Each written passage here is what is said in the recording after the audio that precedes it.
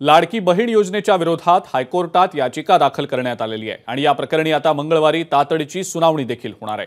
14 ऑगस्टला सरकारी तिजोरीतनं जाणाऱ्या पहिल्या हप्त्यावर तत्काळ स्थगितीची मागणी या याचिकेद्वारे करण्यात आलेली आहे। लाडकी बहीण योजना सर्वसामान्य करदात्यांच्या पैशाचा अपव्यय होत असल्याचा आरोप या याचिकेद्वारे करण्यात आलेला आहे।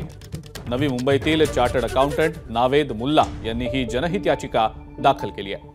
या संदर्भात याचिकाकर्त्यांच्या वकिलांसोबत संवाद साधलाय आमचे प्रतिनिधी अमेय राणे यांनी। राज्य सरकारची महत्त्वाकांक्षी लाडकी बहीण योजना आता कुठेतरी कायद्याच्या कचाट्यात अडकण्याची शक्यता निर्माण झाली आहे, कारण की या योजनेविरोधात आता मुंबई उच्च न्यायालयात जनहित याचिका दाखल करण्यात आलेली आहे।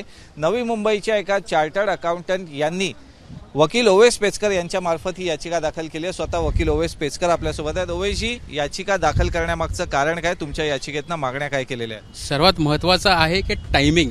लोकसभेच्या इलेक्शनच्या नंतर हे जे कोलिजनमध्ये आहेत ते तिघडी सरकार आहे, त्यांचा फेल्युअर, त्यांना कमीत कमी मतदान भेटलेलं आहे आणि येत्या विधानसभाच्या हे डोक्यासमोर ठेवून, त्यांच्या डोळ्यासमोर ठेवून हे योजना आलेली आहे। क्लिअरली एक करप्ट प्रॅक्टिस आहे, हे ब्रायबरी आहे। इलेक्शनच्या टायमाला जेव्हा पैसे वाटप करतात तेव्हा election commission under section 123 of representative of people act या अंतर्गत ऍक्शन घेते, पण याच्यामध्ये आतापर्यंत मॉडेल कोड ऑफ कंडक्ट लागू झालेला नाही, म्हणून इलेक्शन कमिशन काय करू शकत नाही। म्हणून आम्हाला या याचिकाच्या माध्यमातून ज्युडिशियरी इंटरव्हेन्शन कंपल्सरी याच्यामध्ये नेसेसरी आहे, कारण हे पैसे आम्ही टॅक्स पेयर्स कशासाठी पे करतो?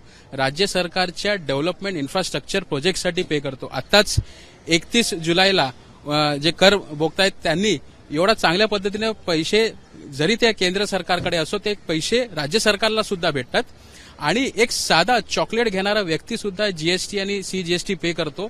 हे या उद्देशाने ठेवून इनडायरेक्ट टॅक्सेस पे करतो, रोड टॅक्सेस पे करतो, वेगळ्या पद्धतीनं जीएसटी 28% पर्यंत जीएसटी पे करतो। हे डेव्हलपमेंटसाठी राज्याचे हे असे फुकट पैसे वाटप करायसाठी पे करत नाही। काय सांगते योजनेच्या वर तुमचा आक्षेप कशासाठी आहे? सध्या राज्याची काय आर्थिक परिस्थिती आणि योजनेमार्फत किती आणखीन बोजा सरकारी तिजोरीवर पडू शकतो? या योजनेच्या मार्फत 4600 कोटीचा अजून बोजा हे फक्त लाडकी बहीण खाली, 10,000 कोटी हे लाडका भाऊ खाली आणि राज्य सरकारचं 7.80 लाख करोडचा डेथ आहे ऑलरेडी।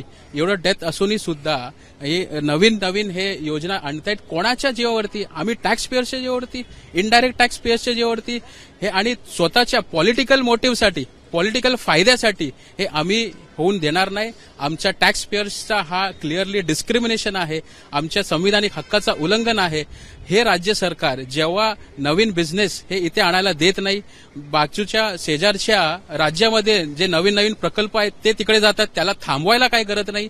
बाजूच्या सिल्वासा युनियन टेरिटरीमध्ये ईज ऑफ बिझनेस आहे, तिकडे इलेक्ट्रिसिटी कन्झम्पशनमध्ये सुद्धा बेनिफिट्स दिले जातो।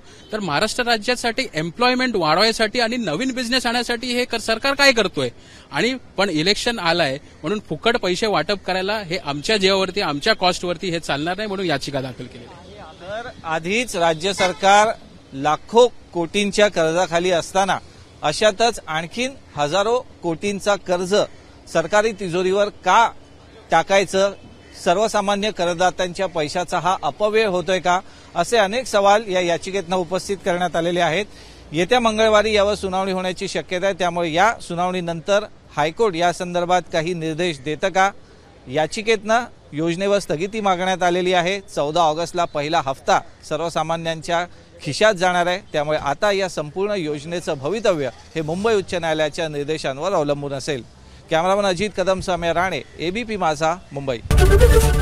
एबीपी माझा, उघडा डोळे बघा नीट।